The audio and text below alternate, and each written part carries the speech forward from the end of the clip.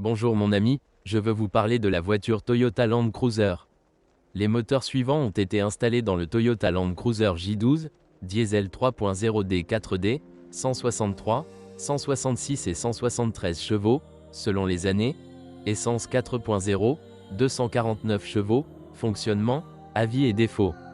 Contrairement à une idée reçue, le Land Cruiser n'est pas une voiture indestructible.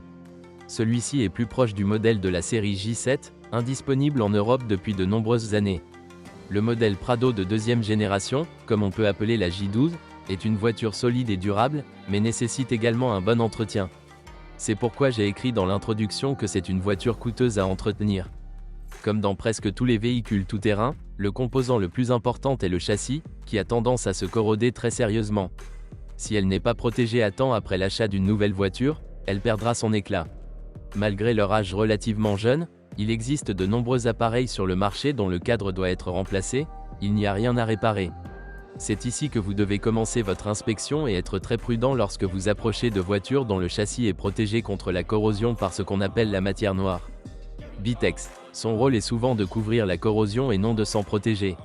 Le deuxième élément sensible est le moteur diesel, le plus répandu sur notre marché. En théorie, il s'agit du même moteur que celui du prédécesseur J9, mais qui a été entièrement modernisé. Un meilleur système d'injection a été utilisé, ce qui ne veut pas dire qu'il est parfait. Ces défauts entraînent souvent la destruction du piston. Les pistons eux-mêmes sont considérés comme peu durables et ont tendance à se briser. Le troisième point important en termes de coût est la suspension pneumatique de l'essieu arrière. Ce n'est pas particulièrement dangereux, mais le système peut fuir, vannes et soufflets.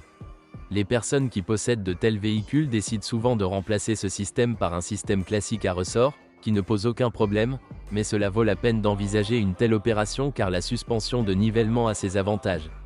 Et c'est essentiellement tout lorsqu'il s'agit de problèmes plus importants, le reste n'est que trivial. Cependant, un défaut important, bien que petit, est la rupture de la tige en aluminium du commutateur d'allumage. Malheureusement, cette panne entraîne l'impossibilité de démarrer la voiture. Heureusement, il peut être remplacé par des outils basiques. Cela vaut la peine d'en avoir un en stock.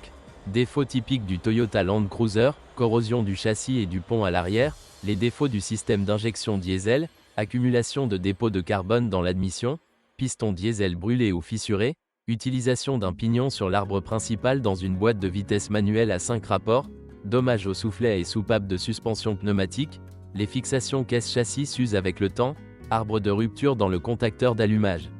Ce qu'il faut rechercher, les voitures à essence, elles sont plus sûres et peuvent être moins exploitées, et les voitures des pays chauds, Italie, Espagne, ce qu'il faut éviter, les voitures avec un kilométrage supérieur à 350 000 km, surtout avant le lifting et les voitures dont le châssis est recouvert d'une nouvelle couche d'épaisse préparation anti-corrosion. Merci de m'avoir écouté, n'oubliez pas de vous abonner à la chaîne et de noter ma vidéo. Si vous connaissez des problèmes avec cette voiture que je n'ai pas mentionné, assurez-vous de les écrire dans les commentaires.